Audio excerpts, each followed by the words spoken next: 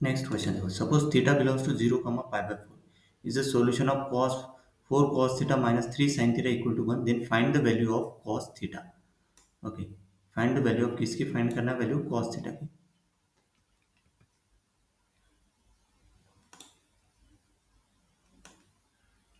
इसका सॉल्यूशन देखो, the the given equation is 4 cos theta minus 3 sin theta equal to 1. We are given that theta belongs to क्या 0 comma pi by 4. We can solve this equation using two methods. Method one क्या है, squaring method करेंगे। तो ये जो equation है, first isolate the sine theta terms, मतलब नहीं कि ये इक्वल टू के उधर लेके गए, वन इधर लेके आए, देखो ये ऐसे रीअरेंज कर दिया उसको। Since theta belongs to 0 to sin theta greater और equal to 0 and cos theta belongs to 1 by root 2 to 1, मतलब रूट 2 by 2 मतलब 1 by root 2। For the left side 4 cos theta minus 1 है to be equal to 3 sin theta. तो ये क्या हो जाएगा, which, so which is a non negative, 4 cos theta minus 1 must also be non negative, मतलब greater और equal to 0, मतलब cos theta greater और इक्वल टू 1/4 है ना? सही। ये कैसे वैल्यू निकाले, यहाँ पे 0 पुट करो, cos 0 1 आता, और पाई बाय 4 पुट करो, क्या था, 1 by रूट 2 आता, इसलिए उस हिसाब से निकाले इंटरवल। ओके, नेक्स्ट देखो भाई, 4 cos थीटा माइनस 1 ग्रेटर और इक्वल टू 0, मतलब cos थीटा ग्रेटर और इक्वल टू 1/4। इस क्वेश्चन में फाइंड करना है अपने को, find the value of cos theta. तो cos थीटा क्या है, 1/4 से ग्रेटर है।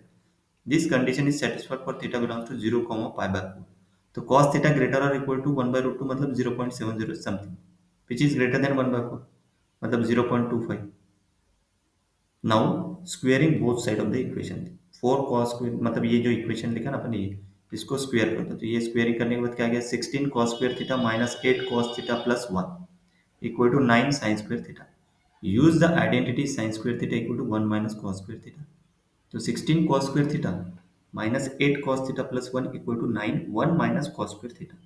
तो 16 cos square theta minus 8 cos थीटा plus 1 equal to 9 minus 9 cos square theta. Rearrange into a quadratic equation in terms of cos theta. Rearrange into a quadratic equation in terms of cos theta.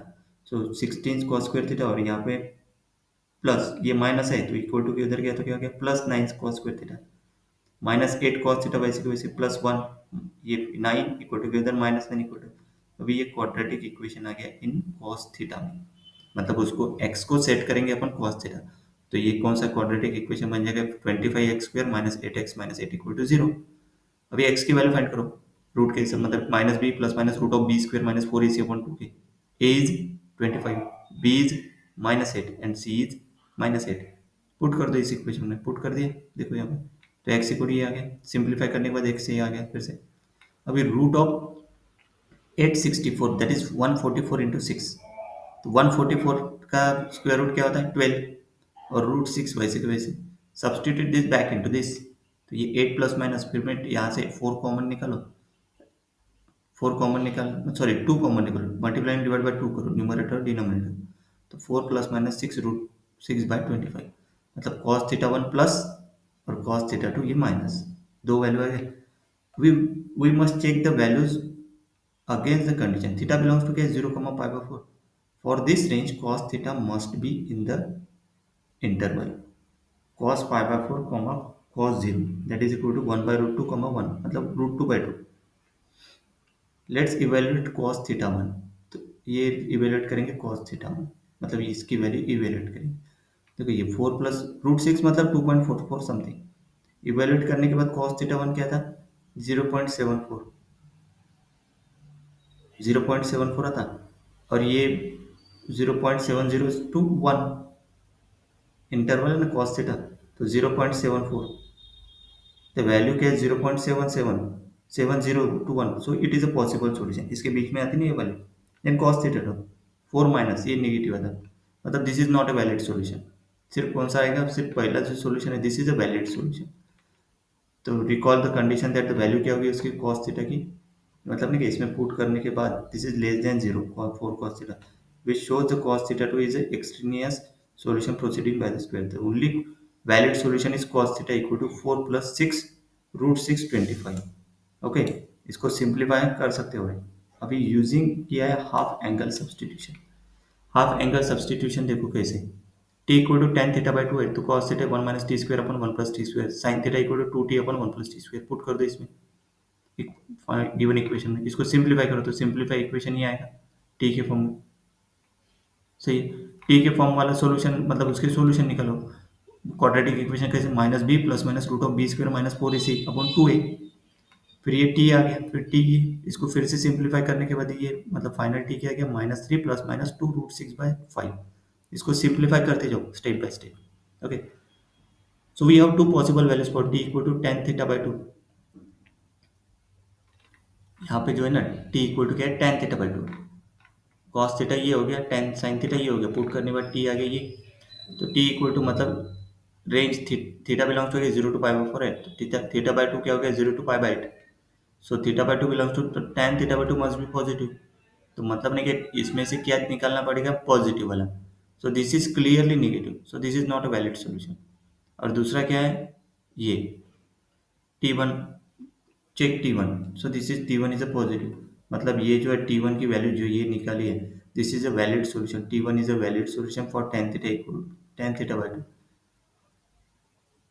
सही है। तो let's T1 back to cos theta using cos theta. तो T1 इसमें put कर देंगे, जो T1 ये आया ना, ये T1 किस में पुट करेंगे, cos थीटा की वैल्यू चाहिए ना, देखो इसमें पुट कर दो। तो अपने को क्या क्या चाहिए, टी स्क्वायर मतलब T1 स्क्वायर।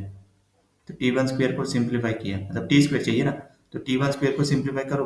फिर से सिंप्लीफाई करने के बाद T1 स्क्वायर क्या था, 33 माइनस 12√6/25। पुट कर दो इसमें, तो 1 माइनस 33 माइनस 12√6/25, और यहाँ पे भी पुट कर दिया।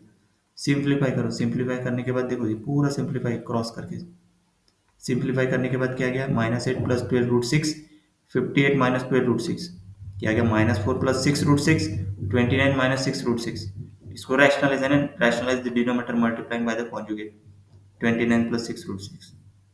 तो उसका डिनोमिनेटर न्यूमरेटर क्या हो जाएगा, न्यूमरेटर देखो मल्टीप्लाइंग किससे करेंगे, न्यूमरेटर को 29 प्लस 6√6, देखो ये कर दें, है ना, मतलब न्यूमरेटर मतलब इसका मल्टीप्लिकेशन किया है, ये किसका मल्टीप्लिकेशन है, पूरे इसका इसका -4 प्लस 6√6 इंटू 29 प्लस 6√6, उसका मल्टीप्लिकेशन करो। सिंप्लीफाई करने के बाद क्या गया, 100, मतलब इसका मल्टीप्लिकेशन करने के बाद 100 प्लस 150√6। फिर डिनोमिनेटर का मल्टीप्लिकेशन यहाँ पे किए, देखो 29 square minus 6√6 whole square that is 625, put कर दो।